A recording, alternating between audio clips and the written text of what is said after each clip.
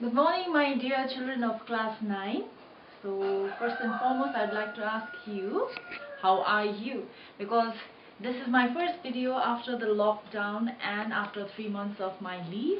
So, without much ado, I would like to go ahead with the chapter. And today, I shall be dealing with a very simple poem by James Patrick Kinney.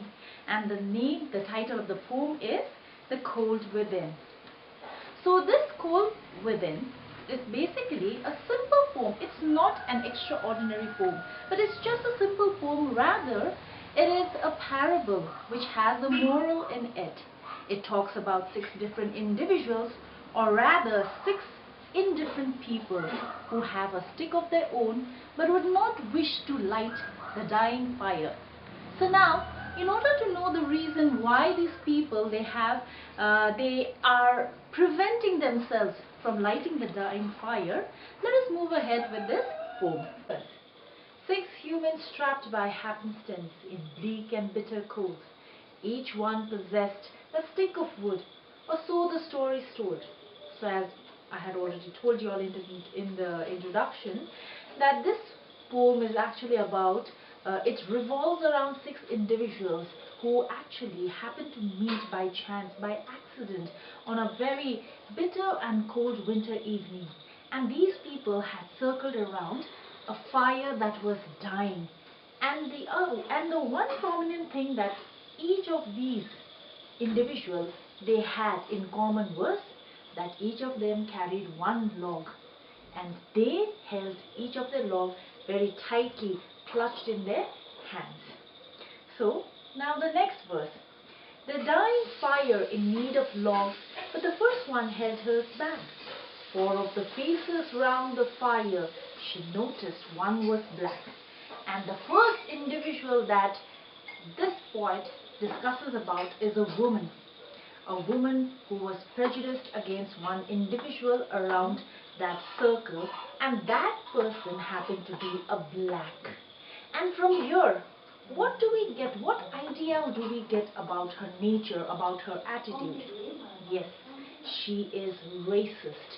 She has a very racist attitude, because of that very attitude of hers, she withdraws herself, she refrains, she immediately, without thinking, she immediately stops herself from renewing the fire, for she does not want to provide warmth to that black person. Now, the third verse.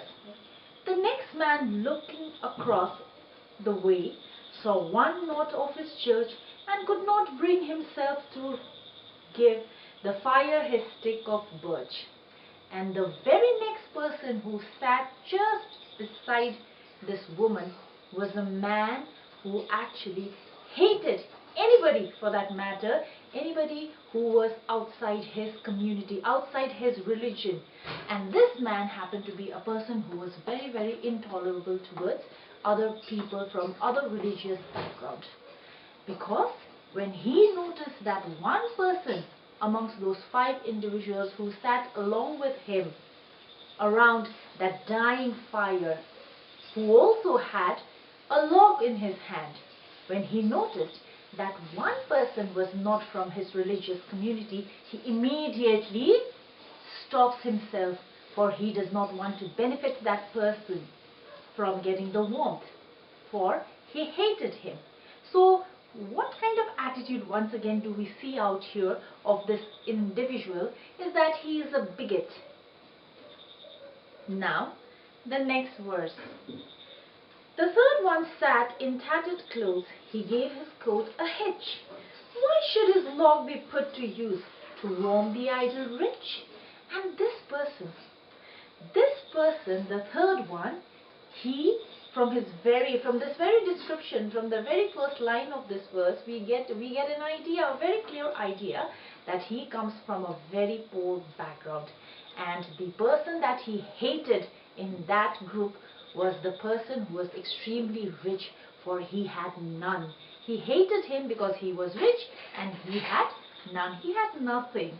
So he did not wish at all to provide him any warmth. So he did not also renew the fire. The third one sat in tattered clothes. He gave his coat a hitch. Why should his log be put to use? To warm the idle rich? So in this verse, we are talking about a man who is extremely poor. And his class is defined by his tattered clothes, which means torn clothes that he was wearing. He had very little money to keep himself warm in that cold winter night. So this man, since he hated the one particular man who was out there who was extremely rich, he was envious of him because he had none. He did not have any. And so he hated and he was envious of this rich man, and because of this prejudice, he refrained himself, stopped himself from renewing the fire that was about to die. Now in the next verse, the rich man just sat back and thought of the wealth he had in store, and how to keep what he had earned from the lazy, shiftless poor. Now this verse talks about another individual who also had a log like any other who had gathered out there. So this man happened to be an extremely rich person, a wealthy person, and what preoccupied his mind was the concern especially about the safety of his wealth from that poor lazy man who was there, who was seated right next to him. Now in the next verse, the black man's face bespoke revenge as the fire passed from his sight, for all he saw in his stick of wood was a chance to spite the white. And this verse talks about a man who was black, whose features, whose color was dark, who was a black. And this man, he noticed that there was one man who was white. And the minute he saw that man was white, he started hating him, because he actually really did hate him because of the difference in the color.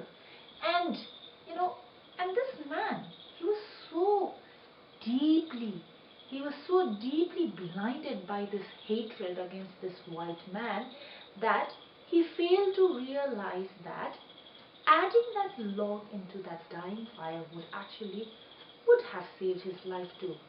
But no, what he saw as more important then was to take revenge upon the white man. And the only revenge that he could take upon that white man was by not adding the log into the fire and not giving him any warmth. So in this manner, he wanted to punish him. He wanted to take revenge upon the white man. Yes. So now, next, the last man of this forlorn group. Now this forlorn group, as you can see out here, is an oxymoron. I want all of you to note that it is an oxymoron where contradictory phrases have been used. Where forlorn means alone, lonely, and group, which is just the opposite. So why forlorn group? Yes, though it is very ironical that though there were 6 individuals, 6 people, they were seated around the dying fire in circle, they were seated together, but yet they were lonely and sad. Lonely and sad, deeply blinded by their own respective prejudices. And so, the last man of this forlorn group did not accept for gain. Giving only to those who gave was how he played the game. So this man, this last individual that we talk about, he used to play the game of give and take. He was a man who would give only if he would receive something from the other person, else he would not budge an inch. He would not extend any form of help in any form or in any way. So this man was extremely selfish. The last man of this forlorn group did not accept for gain. Giving only to those who gave was how he played the game. So now, Before moving ahead with the explanation of this verse, I'd like to explain this phrase forlorn group, which is an example of oxymoron. Oxymoron where contradictory phrases have been used. And so what it means is that, ironically, what we see out here is that though these 6 individuals, they sat in a group, but yet they were lonely in their own way, all blinded by their respective prejudices. They did not carry any form of friendliness or warmth towards one another, because they were they hated each other. There was this sense of discrimination on the ground of racism, on the ground of religion, on the ground of greed. On all these bases, they hated each other, and because of which they were refraining themselves from lighting the dying fire. So because of all these prejudices, these people, they were lonely, though they were in a group. So the last man of this forlorn group did not accept for gain. Giving only to those who gave was how he played the game. And this man used to play the game of give and take. For he would give only if he would receive. He was extremely a selfish man, and since none of those individuals were willing to sacrifice their one log that they held tightly clutched in their hand, he too did the same, for none of them were willing to renew the fire. And so, as a result, what happened? None of them, they survived. We shall see that in the next verse. Their logs held tight in death's still hand was proof of human sin. They did not die from the cold without, they died from the cold within. So, this last verse sets across a very powerful message. A parable, as I had already talked about things that separate us. And what it talks about is that, that the coldness of these men's heart itself kind of proved no different from a death. The message here is so powerful that the poem took on a life of its own. This poem has very beautifully captured the futility and the stupidity of racism, discrimination, greed and bigotry. And what other message James Patrick Kinney wants to give us is that such kind of prejudice would only lead to self-destruction, which is also a very important and a major theme of this poem. Thank you.